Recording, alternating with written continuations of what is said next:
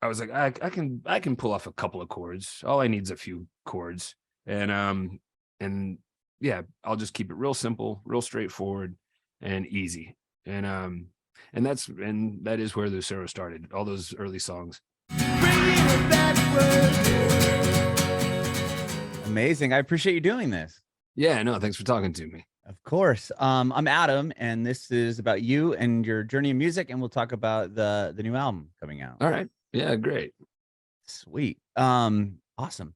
Well, we always start off with first, born and raised. Are you from Memphis originally? No, born and raised in Little Rock, Arkansas, actually, which is only 2 hours west of Memphis, 2.5 hours west of Memphis. Sure. Yeah, it's not very far for sure. No, not too far. But they were two different worlds growing up. I bet it's interesting because you come over. There's like a Memphis, Arkansas, right? I'm recently, like a couple of years ago, moved to Tennessee, and we were driving. I'm from San Diego originally, and when you're driving out there, you go through Memphis, Arkansas, go over to the bridge, and then you're in Memphis, Tennessee. West Memphis, yeah. West Arkansas. Memphis. Sorry, yeah. Exactly. So yeah, Memphis kind of spills out into Arkansas and northern Mississippi. It's kind of the capital of that Delta region there. I never knew that. It was just so interesting. I'm like, wait, West Memphis. Okay. And then I'm I'm in Tennessee and it's still West Memphis. Yeah, just right across the river there. But yeah, I ended up following a girl to Memphis after I got out of school. And then started the band and have been there ever since, basically. Wow. So what was it like growing up in Arkansas then? You said it was quite different than Memphis. Well, yeah, at least the music scenes were different. But growing up in Arkansas in general was great. I didn't like it at the time, and I didn't realize it exactly how good I had it. Sure. Arkansas, not a lot of folks know about it, and that's fine. But it's got the Ozark Mountains, the Ouachita Mountains, lots of rivers, lots of lakes. So yeah, the Northwest is kind of mountainous, and the Southeast is Delta and farmland, which is where my family was mainly from. They've got those hot springs there too, don't they? Hot Springs, Arkansas is great. Eureka Springs is great. The Buffalo River is amazing. So it was an awesome place to grow up. And I grew up in the suburbs of Little Rock. So, but we would go, we'd go camping, we'd go out and fish, and I don't know. It was a nice place to be a kid. Yeah, outdoorsy. Yeah, but then in high school, I got lucky because Little Rock had kind of an amazing independent, kind of indie rock, punk rock scene in the 90s, late 80s and 90s. Uh-huh. And so growing up in that really kind of defined, I think, my vision of what a band should be and what you could do just kind of all on your own. Sure. Were you seeing were bands coming through? Like what type of bands were you going to see? Do you remember? Yeah, for sure. I mean, the bigger bands were, Fugazi or Jawbreaker and that kind of stuff. But they still played Vino's, which was, it had been a number of different venues over the years. And it's one of the first places I ever played a live show. Oh, wow. And so, pizza place, $5 cover, bands in the back. But yeah, that's where I saw Jawbreaker and Fugazi and oh my gosh, Green Day, all that kind of, and then Archers of Loaf later on, and I don't know, just a whole bunch of stuff, and then a ton of local bands too. That was the main thing with Little Rock was, even if you couldn't get a show at Vino's, there was a spot down by the river where the power was on, and they figured out that you could just go down there and plug in a PA. And Little Rock downtown was kind of abandoned at the time. So yeah, you just go down there, plug in a PA, and you have a show. Put on your own shows. That's awesome. Yeah. And so almost every night there was something going on down there. And yeah, no booze, no nothing, no just donations for the band. And that was kind of it. That's so awesome. You could put your own band together and play. And so, I feel like that scene's kind of, is it still happening? I mean, I grew up in San Diego and there was a lot of all age venues for a long time when I was growing up. And then they kind of all got either bought out or, it's either like House of Blues now or these bigger venues became in this all age stuff. But like, back then I felt like there was a lot of that. Like people would throw a generator up in the middle of a can't even Maybe play. I mean, I don't know. I don't want to be nostalgic for the old days. I think, and probably I'm just old. It probably is going on somewhere. I just Okay. am too old to know about it. Sure. Maybe I'm just too old to know about it as well. But yeah, it seemed like it happened a lot more in the old days. Yeah. But yeah, now, yeah, Lucero plays. Yeah, there's contracts, there's agents, there's all sorts of stuff involved. Yeah. A lot more moving parts. Yeah. And it's still fun, but it's not, it doesn't have quite the, I don't know, the excitement sometimes that, like that DIY existed back then. grit back then. Yeah. Well, how did you get into music? Do you come from a musical household? The funny part is my dad and my grandmother sold pianos. Oh wow. But my grandmother was a good musician. She was a great piano player. She played in church and stuff. But my father only learned how to play just enough piano to be able to sell them. And like he could talk and he could sell. But my grandmother's a real good salesperson too. So I grew up around pianos, which is nice having a piano in the house, just to, even if you don't know what you're doing, just to mess around on and kind of, I don't know, kind of find your bearings. And I took some piano lessons as a kid, but didn't take it real serious. And then, yeah, I fell in love with rock and roll. And my friend down the street had a guitar, and another friend had a drum set. And I was like, oh, well, I'll get a bass guitar. And bass seemed like the best choice because one note at a time, one finger at a time. Sure. Don't have to learn chords. And so I played bass from the age of 12 to when Lucero started. I didn't play guitar until Lucero started. Oh, so really? 12 to 22, I just played bass and wrote songs on bass. But oh, wow. So all the songs you're writing were on bass as well? Never like acoustic guitar or anything like that? No, So not in high school, not in college. I was in a couple of kind of punk rock bands. We weren't tough enough to be called punk rock, really. It was kind of pop punk indie rock type stuff. But yeah, I wrote all those on the bass guitar, which worked great for a while. And then when I decided to start Lucero, I wanted to try my hand at kind of country-ish type music or kind of roots type music. And so I was like, I couldn't really do that just on the bass guitar. I had to try to learn how to play acoustic.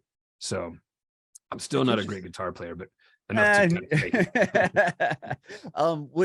With those bands that you were in playing bass, so you were the songwriters. Were you singing those for those bands? Singing. Well? You just played bass. Yeah, singing and writing the songs. But yeah, just on bass, and like I might use 2 chords or 2 notes on the bass guitar, and kind of write a melody.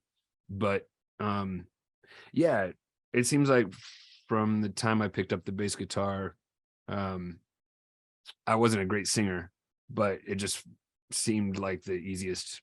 It just came naturally, kind of. I don't know. I always would just hum parts over the bass lines that I was playing, and then eventually I figured out how to write some words that weren't just terrible. That took a while, but I was singing over the bass lines from day one, I think. Wow. Did you always like? At what point did you kind of know that you wanted to do music? Like, did you end up going to college or anything for something totally different, or? Yeah, I got a history degree of all things, actually. So I went to college in Arkansas and got a history degree. But that whole time I was going to those shows at the river or at Vito's, or some of the bigger shows in Memphis. We'd drive over, or Dallas even. You'd venture out. Like I saw the first Lollapalooza in Dallas. Jane's Addiction and Ice-T. Yeah. Wow. And Susie and the Banshees, the Violent Femmes, like Living Color. That was a big one. So yeah, but most of it was just local shows with small bands traveling across the country or local bands. So yeah, I was doing that, going to school, and yeah, trying to be in bands of my own. Some of them were better than others, but sorry, the printer just came to life all on its own for some reason, making a racket. But yeah, it was high school bands. I tried out for a band when I was in 10th grade and got in playing bass. And that's when I played my first show. So I was about 15. And you played at Vino's? I want to say it was a different venue. It was called Mandrakes or something. It was before it was Vino's. But yeah, same building, same stage. Same stage that all those artists that you had seen come through town play. Yeah, or that I That's was cool. going to see in the future. Yeah. That's exciting. So yeah. And then Red 40 was another band of mine that I started in college, I guess.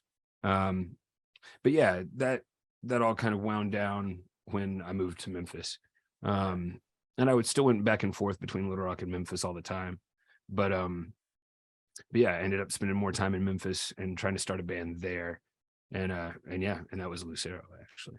That's wild. So at what do you remember, you said that you kind of wanted to start more of like a, the sound that Lucero has now versus like a pop punk band. Like going into that, at what point were you like, you know what, I should start, like, were you playing guitar at all before that, or was it just, I mean, you played bass in all these bands, but right, to switch to then guitar and be like, okay, I'm going to write these songs in guitar, was that a tough transition? It was just kind of an experiment at the time. I was like, maybe I'll keep it real simple. I was a big Johnny Cash fan. And so, I was like, I can pull off a couple of chords. All I need is a few chords. And yeah, I'll just keep it real simple, real straightforward and easy.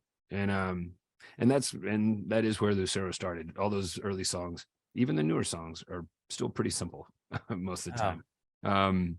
And so yeah, I did kind of figure out how to work my way around the fretboard a little bit better over the years.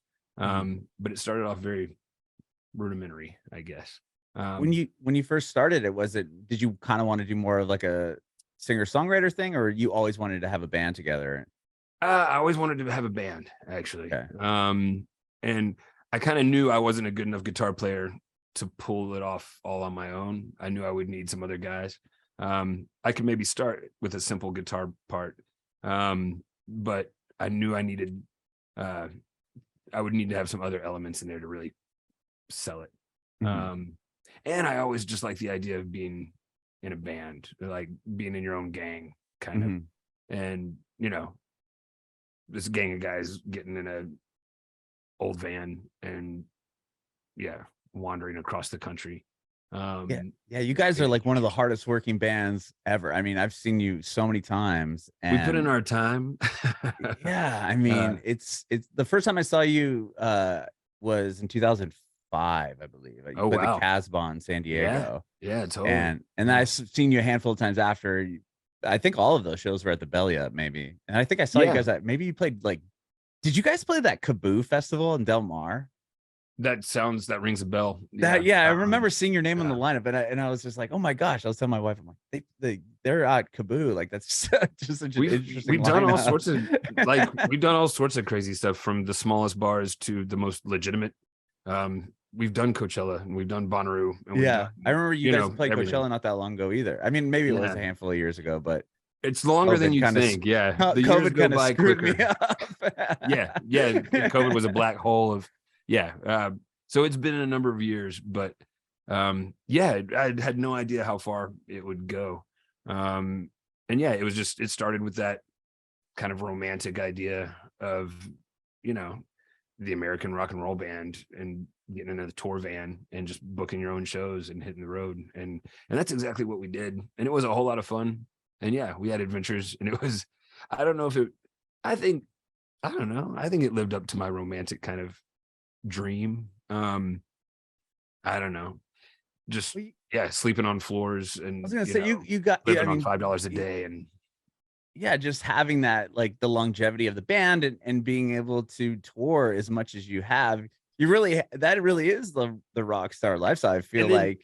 Because a lot of times bands will do that and then they get real jobs, or life gets in the way and things change, and somehow we just kept at it, and none of us were in any way suited to real jobs. It's not like somebody had like a career or an education that was going to lead them in another direction. Nobody really had anything else going other than Lucero. Okay. And so that helped. No other talents or no other prospects. That increases your chance of making the band work, because you've got no other choice. And so we just kept going. And at some point it shifted from sleeping on floors and just scraping by to to actually, you know, becoming a legitimate business, you know, then you're like, oh, how do I create a limited liability corporation? Oh, how do I file taxes? Right. And then it took a shift at some point and became a legitimate actual career. When So yeah. Wow. Well, with playing in bands prior and then eventually starting Lucero, and were you touring heavily at all or prior with that band in college, or was this kind of all new to No. you when Lucero started? Yeah, it was all, we were all learning as we went with Lucero. Okay. The Arkansas bands had played maybe maybe Memphis, maybe maybe Hot Springs, but we'd never gotten in the van and gone on tour. And with Lucero, that was definitely a goal. Okay. My dad helped me buy a van. Well, he helped me get the loan, and then we started making payments, and he covered the insurance for a long time. Actually, I could Wow, that's cover the nice of note him. on the van, but I couldn't cover the note and On the the insurance. insurance. So I needed a little help. And yeah, Nichols Piano and Nichols Furniture, the family business, definitely kind of was our sponsor for a while with insurance and gas cards sometimes. And yeah, they It's helped awesome out that he was so in there. supportive of what you wanted to do. I mean, He not a lot of was. people have that, right? They're like, it's Oh, true. You went to college. You need to get a job. I'm not paying right. for your insurance. He was, yeah, I don't think he thought it would work. But I think he knew I was going to do it one way or Anyway. another. And so yeah, he was supportive enough for sure. And then, you know, as time went by, and we just kept doing it and kept growing. Yeah, he was like, oh, this is all right. Yeah, this is what you do. And so he was, and then he became, you know, truly supportive. And it was always fun, you know, taking a new record back to Little Rock and playing it for my parents and seeing what they would think about it. And that was always, and so yeah, they've been massively supportive since then. But in the early days, that little bit of financial support went a long way. Yeah, yeah. What was do you like? I mean, obviously you guys have been doing this for a long time, but was there a moment kind of, or at what point do you kind of remember? Was it like not having to worry about working or booking things? Like at what, Right. like how many like that must have taken a handful of years, but was it like the career just slowly you just gained more and more fans the more times you went around the country, or like how did the Yeah, kind of. okay. I don't know. I think there's better ways to do it. And I've seen younger bands come up, you know, since we've been going, and I don't know, guys like Tyler Childers, who's massive, huge, like one of the biggest names in country music, or Sturgill Yeah, Simpson. yeah. You know, Sturgill and Tyler, they were much more focused and ambitious and driven. And we played shows with them when they were, you know, just starting out, and we were the headlining act. And then they quickly passed us just with their, I don't know, they had a certain vision and a certain drive, that Lucero was content not having. We did what we did, and we played a lot of shows and had a lot of fun, maybe too much fun. And we were kind of slowly growing organically.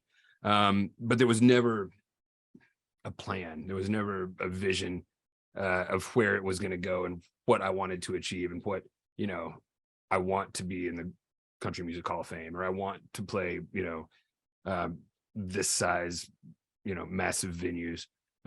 We didn't really have any of that. We were very content. Once we got a booking agent and a manager, and we're able to play, you know, decent sized venues and make a little bit of money. Nobody's getting rich, but we're paying our bills. Right. We were very happy to just kind of live in that place, and we kind of have done that ever since. I think we continue to grow incrementally every year, but we've never been, I don't know, that ambitious of a band. I think we knew at the beginning we were never going to be the next Rolling Stones, and we were fine with that. And there's no reason to I don't know, pretend like we would ever make it like that. That's just not that's not what we do. You weren't aiming for like, okay, we want to be this Grammy nominated, like right. No, that was never a goal. That was never the that goal. wasn't a goal of ours. We were happy being kind of a bar rock band that hopefully wrote above average songs, you know, a bar band with above average songwriting. I don't know. That's and I think that's kind of where we landed. And this new record actually is a pretty good example of that.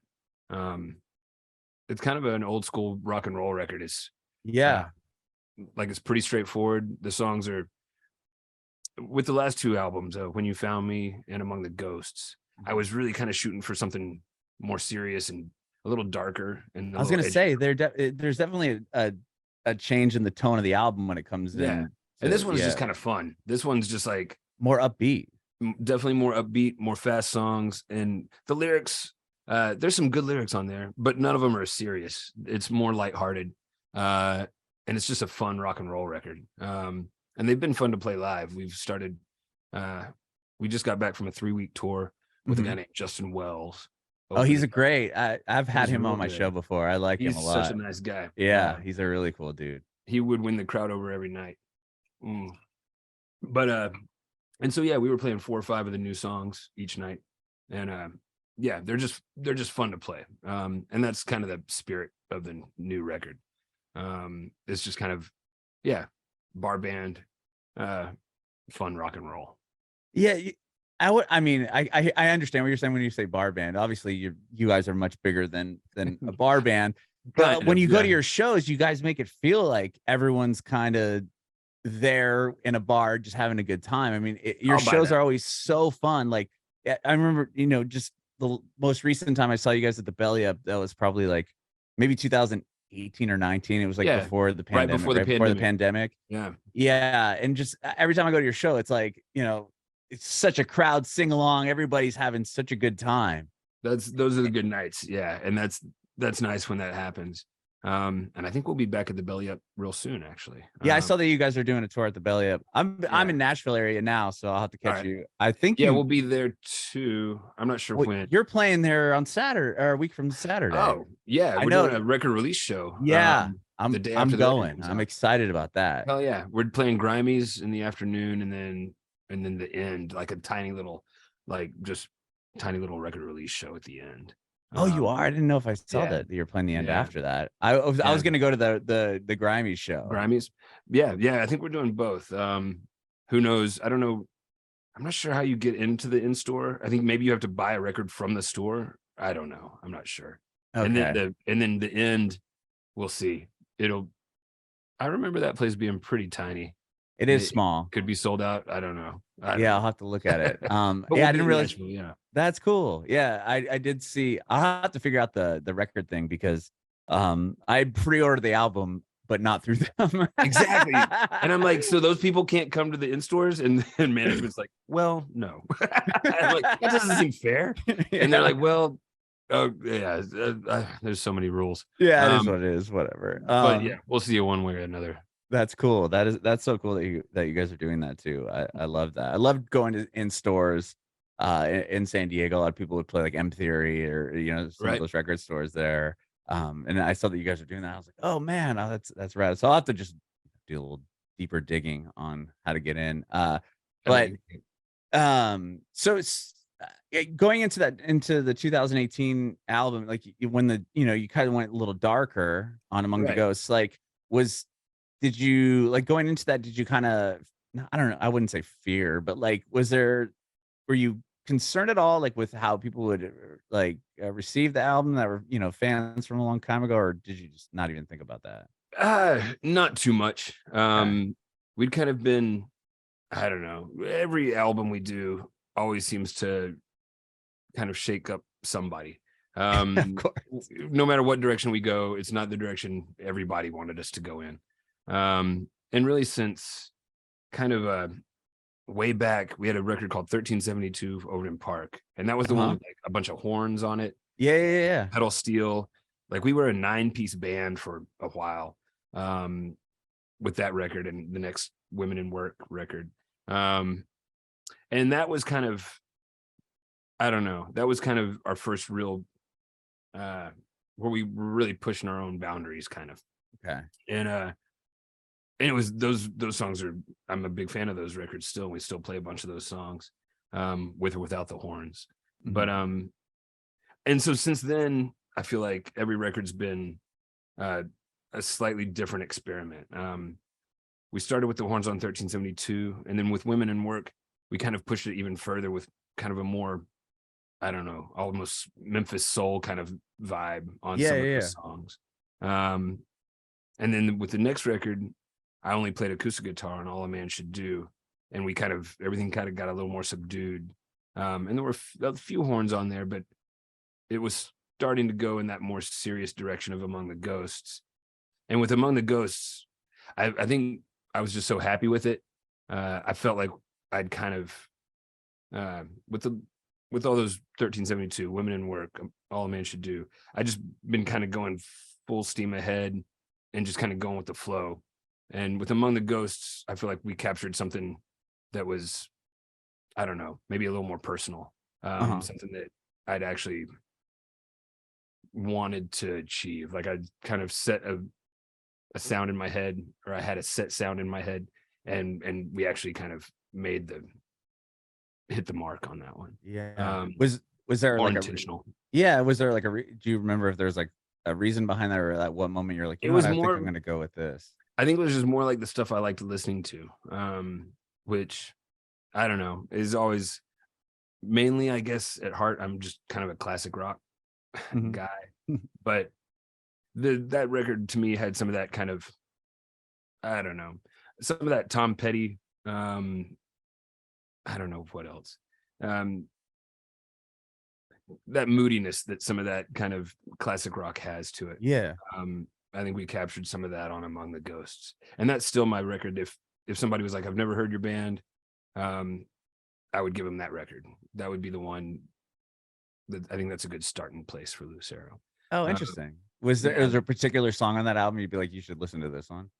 I don't, that record, that I feel like that record as a whole works better. Like some of our past records had good songs on them, but I think this whole album is full of good songs at that. Oh no, and I think that, and I love how your albums do. It takes you through like a journey, and I feel like that I hope so. that art is kind of being lost with bands, especially nowadays with know, people coming out with like a one song off online or whatever, like a hit off TikTok or something, and then bands like yours that have, you guys have prided yourself on putting, you have what, like 12 albums. This is gonna be like your 12th album. 12th. I think so, so to be able to do that continually and have people listen through the whole thing, I that's just something you that hope I feel so. like, it's not really happening as much as it used to. Right. And I'm not sure if that just means we're kind of out of date, or if there actually is an art, and if there actually is something to the album format. I'm sure somebody could argue that it's obsolete and that you don't need an album, but I don't know, the way I've always listened to music, the album still makes sense to me. And like you said, going on a kind of on a journey, or through a story, even if it's not, it's not a concept album or anything, but but each song kind of leads into the next in a purposeful way. I think there's something to be said for that.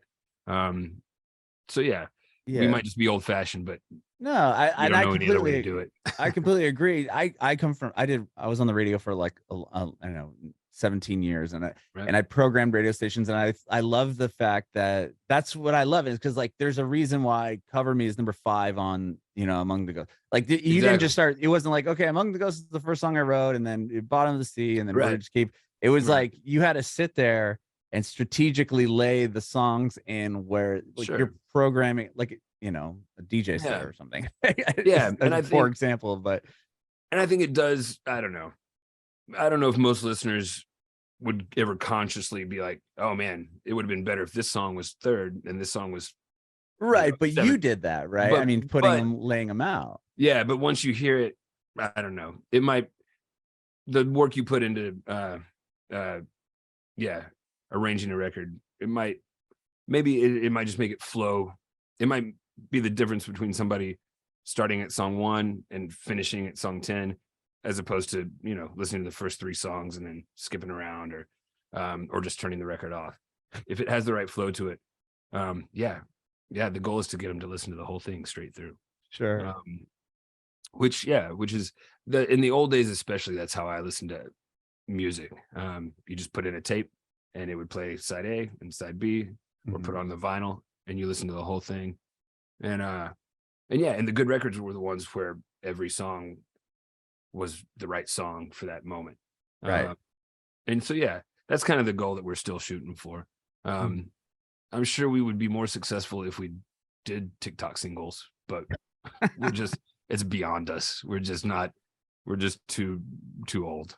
You don't need to. I mean, it's like, how will these TikTok singles still be a relevant artist or band in 20 years from now? Maybe, I don't know. You never know, but they're making more money than we are right now. That's all. That's true. From what I was reading about the new album, Should Have Learned by Now, is that you kind of took some of these songs started with Among the Ghosts and even into the next record, right? Yeah, some of them. The One Last FU song, the first song on the record, that kind of sets the tone. The kind of irreverent, I don't know, kind of just not silly, but irreverent's a good word. It kind of sets that tone for the whole album. And that was written during the Among the Ghosts era. But it just wasn't the right mood to fit on that album, or When You Found Me, the next album. So it had just kind of floated in limbo for a number of years. And then that Time to Go Home, the last song, it was written during When You Found Me, during that writing session. And then a bunch of the guitar parts had been floating around for a little while, but they just weren't the right vibe for those other records. And so yeah, once we'd gotten done with all the work on When You Found Me, I was definitely in the mood for something a little lighter and a little, I don't know, just fun and a little more rock and roll. And I had all this kind of material floating around. And so, this record was just kind of the process of getting all those together and really fleshing them out. And just letting them kind of be what they always needed to be without trying to force them into an album they didn't fit into. So all these fun things just ended up on this album. When you went into, as we talked about earlier, you guys are such a heavily touring band. I mean, I feel like you're always on the road. You're touring so much. Going into like the pandemic and all that happening, were you on the road when that happened? And obviously that put a wrench in a lot of what you guys do. Was a lot, like, tell me kind of about that experience. I mean, it slowed us down for sure. We got lucky. We actually ended up coming home from tour like March 5th or something. Wow, right before. Yeah, right before. We'd been on tour January, February, and March with the Vandaliers from Dallas. Oh yeah, I know that. They're quite a group. They're a rad band. Yeah. And so we'd done a tour with them, and that tour ended right at the beginning of March. And so we got home literally like the week before lockdown happened. So we didn't have to like cancel a tour right in the middle or anything like that. So we got lucky in that way. We had tours booked and those fell through. Sure. But yeah. And then we didn't do anything but online performances for 2 years, something like that. That must have been wild, especially because you guys are such a live band when it comes to getting it was weird. And it was definitely a change of pace. I don't know. I was in a weird spot. Well, not a weird spot, but I just had my daughter was born in 2016, so she was, oh, congratulations. 3. Yeah, my son was born in 2016 as well. All right. So yeah, fun age. She's 6 now. And but when the pandemic happened, she was, 2.5, 3, 4. And I don't know, I kind of counted my blessings. Because that was a really fun time to stay home with her and not have to go away for 2 months at a time. And I was there, every minute of those years for her. And so I don't know, in a way, we got lucky. It worked out. We were able to survive on online performances, which is mind blowing. The fact that, and I didn't really think about it, but I mean, I missed going out. I missed seeing bands. But I didn't realize, and still like on this last tour, folks just saying, "Oh, I tuned in to all those pandemic shows. Thank you so much for doing the pandemic shows." And I was like, at the time, I was like, "Oh, we're just gonna have to beg people for money online." But I think it worked. Thank goodness it worked both ways. We really needed people to tune in, and I think our fans really were. They needed to see you guys, right? I mean, Yeah, it's like, exactly. you know, with so much like terrible things happening at the time, like Right. to just tune out everything and just watch one of your, you know, your favorite band play, even if It it has made a to be on the difference. computer. It really, Yeah, yeah, it I made a feel like it difference. does. And yeah, I know I tuned in and watched, especially guys that like Corey Brennan and Joey Kanizer and John Moreland. And you know, there were a few guys that who I know pretty well, and I would tune in and watch them play. And yeah, and it was good for the soul. So yeah, so we made it, luckily. And I got to spend time with my daughter. And so yeah, we survived it. Yeah. And now, I don't know, we went back out. We started playing shows again in 21, like mid 21, and then kind of did a big tour with Morgan Wade. No, when was that? I'm not sure. Was that 21 or 22? I don't know. And now already it's a blur again. Sure. Now we're back on the road and everything's back to normal. Yeah. And yeah, I'm not sure. Yeah, I don't even know what year it is now. It's just on the road. Yeah. I mean, just to comment real quick on those online things, I think the, you know, kind of, I guess cool isn't the best word to use, but like aspect of it was like, I felt like you got to see your favorite bands like in their own kind of setting. Like the fact that we're chatting, like this Right. conversation wouldn't have probably happened prior to that. Like It's we're true. seeing your fans and me as a fan seeing into your home, you know, Right. there's Yeah. Lucero poster No, on the it's wall true. behind you and, you know, Right. your keyboard next, like, it's Yeah. just such a like behind the curtain look, I feel like, at a lot of your favorite artists. Yeah, no, that's true. And yeah, it's a new world. And for better or for worse, but there is some stuff that came out of it where we are more connected, and that yeah, we can use those tools like Zoom or whatever we Sure. got. Yeah. We can use them for good. Yeah.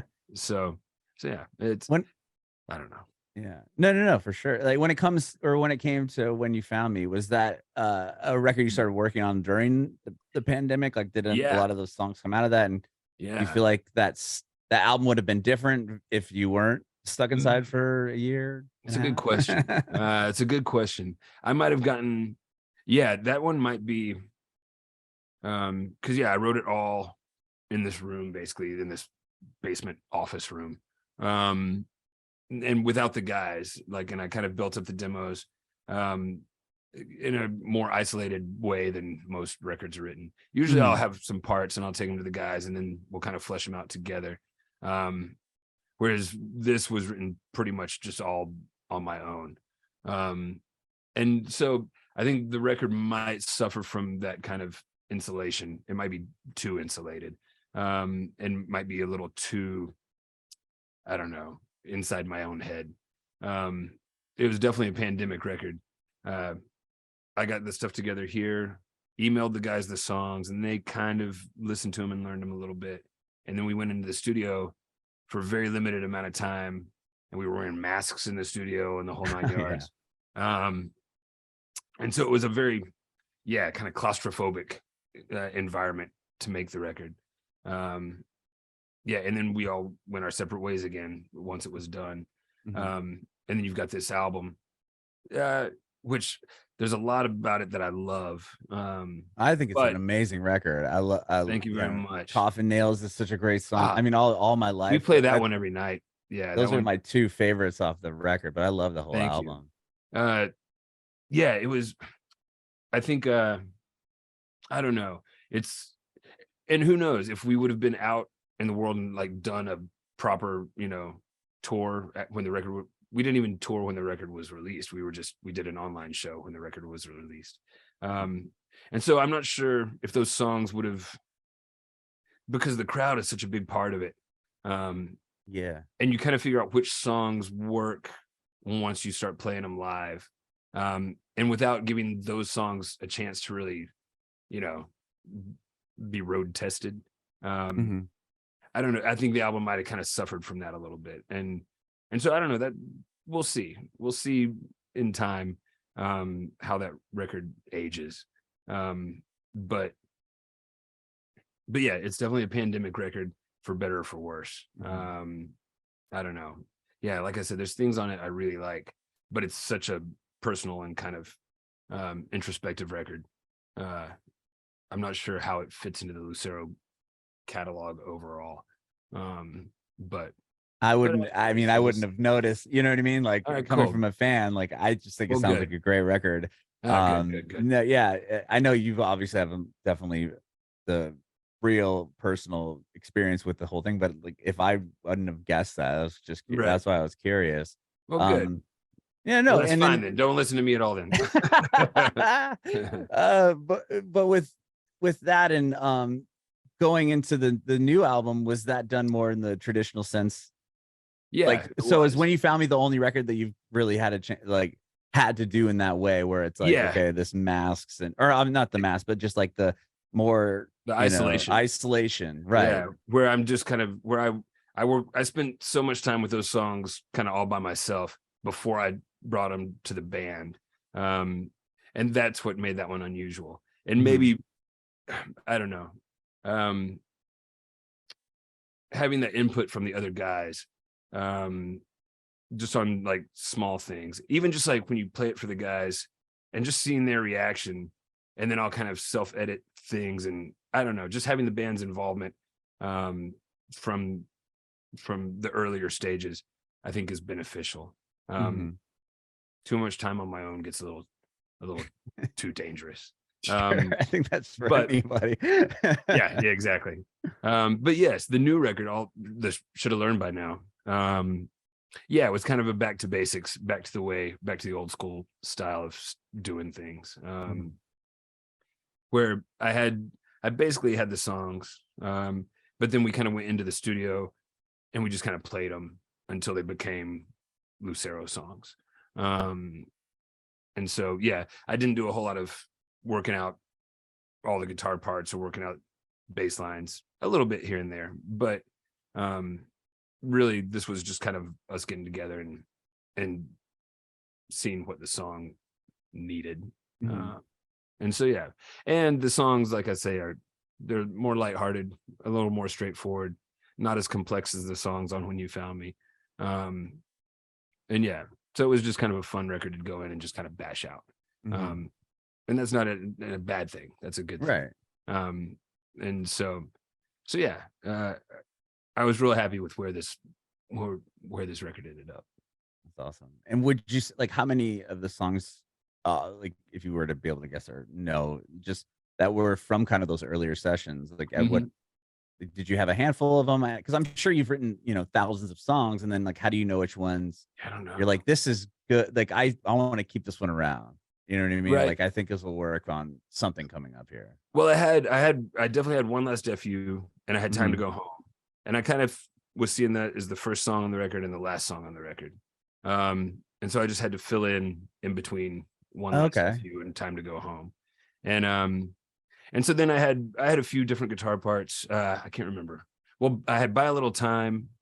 I love Um, that song. I think that one's that's, oh maybe my man, favorite that's, on the album. oh really? Because I've only heard the four that you've released thus far, and and I think all of them are great. But that one, I'm like, damn, like this, I keep playing it. that one's gonna become a like a we'll probably play that one every night for the rest of our career. I would think that'll become like Yeah, a that's like a crowd hit. That would be yeah. a yeah, I think for So that's sure. a good one. And that one was written right. It almost went. It could have gone on When You Found Me. I just didn't. I wrote it right after we finished When You Found Me. Okay. And I think it was probably out of a it's got a little bit of that moodiness to it that Mhm. you got on When You Found Me, a little bit of that darker sound. It's probably the toughest sounding thing on this new record, I think. Well, um Raining for Weeks is pretty dark Ooh, sounding Radar for too. Weeks is it's got the kind of emotional He's got that pull. piano, like that. Yeah. Yeah, it's somber, like And just that darker sound to line, it. the line about oh, I'm not sure what it is. Off the top of my head. I can only remember lyrics if I'm singing them. Singing the whole thing. Yeah, exactly. So I'd have to start from the beginning of the song and sing my way too. But just, well, the title, Raining for Weeks. Yeah. Like, yeah, the narrator or the singer, the guy who's talking has no idea how long his partner's been crying, just because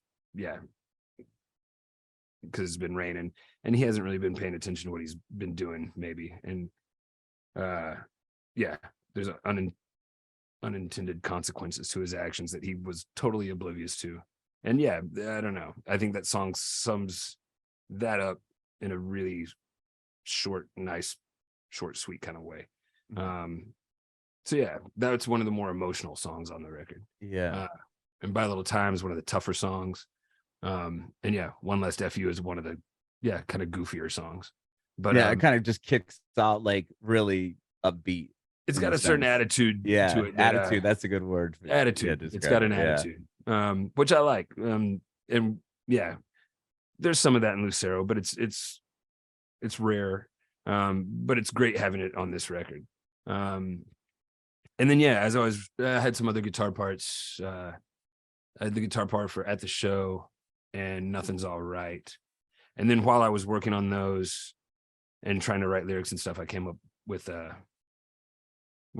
think Drunken Moon was brand new, and Making If We Make It was brand new. And so there was a few things that just got written kind of in the flow as I was working on the other stuff. But it all was coming from the same spot, and I definitely wanted to keep everything in the same kind of more lighthearted spirit. So yeah. I'm excited to hear the full album. Like I said, man, it's good. It's a good one listening straight through, like we were talking about when the way the arc of the whole album together. I think it actually works pretty well. So I think it comes out on the 24th. I think next week from tomorrow, I believe. There you go. Yeah, a week from tomorrow. Yeah. And then, like we saw earlier, you're going to be playing in Nashville. I didn't realize you're doing the end, which is awesome, but you're also doing that record release show. Is Nashville the only one you're doing that for? Just because, I mean, it's the next day. We're doing a record store and Hernando's Hideaway in Memphis on the 24th. Oh, you are? Cool. And then we're doing Grimey's and the end in Nashville the next day. So just kind of a record release weekend is kind of got it. Yeah. And then your tour, you're doing another, or you just finished the tour with Justin Wells? And because I know you're doing another one, right? And then we leave at the end of March for about a month-long tour. I think with a band from Minneapolis called the Shackletons. And they're a great rock and roll band. I've seen them a few times. Young kids, brothers, I think. And so that's kind of a West Coast thing. So we'll hit the West Coast in April. Exciting. That's wow. Well, hopefully I'll be able to see you at the hopefully so in Nashville. Yeah. And if not this weekend, or if not this time, then it won't be long before. I was gonna say you guys are constantly working, so I'm sure I'll see you sooner than later. And I appreciate your time today. Thank you so much, Ben, for doing this, man. My pleasure. I will say that my favorite Valentine's Day song ever is the Stormy Eyed one that way you wrote. I think that's such a great song. There aren't many good Valentine's Day songs.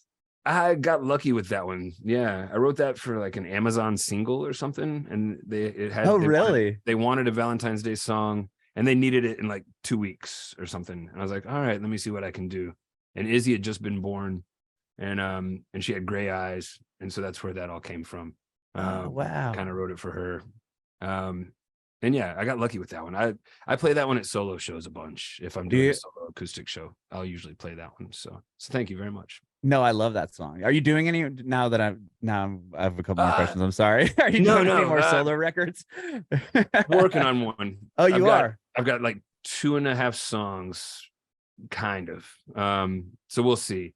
The tricky part with those is I've got to get them done quick, or else they just become Lucero songs. I was gonna say it's probably pretty hard to kind of it's hard to discern sometimes.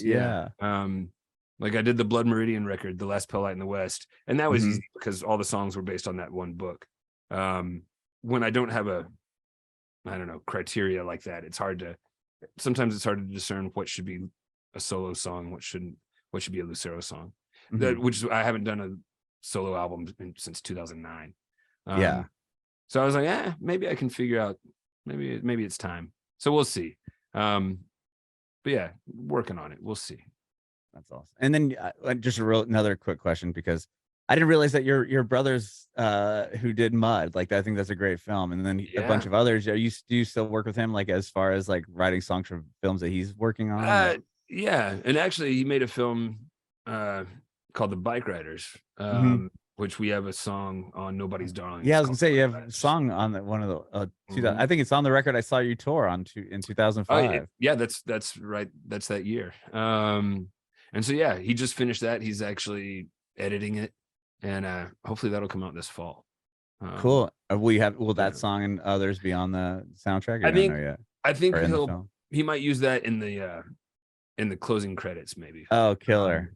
The rest of it's all like, because it takes place in the late 60s, early 70s. So it'll all be just like period correct Music. Yeah. Got So no soundtrack work, but we might get the end credits. it. That's awesome. Well, again, thank you so much, man, for doing this. Yeah. I have one more question before I let you go. I want to know if you have any advice for aspiring artists. Oh, wow. I don't know. No good advice, really. What would I say? I should have this like just planned out already. Like that's a question I should have a kind of set answer to. I don't know.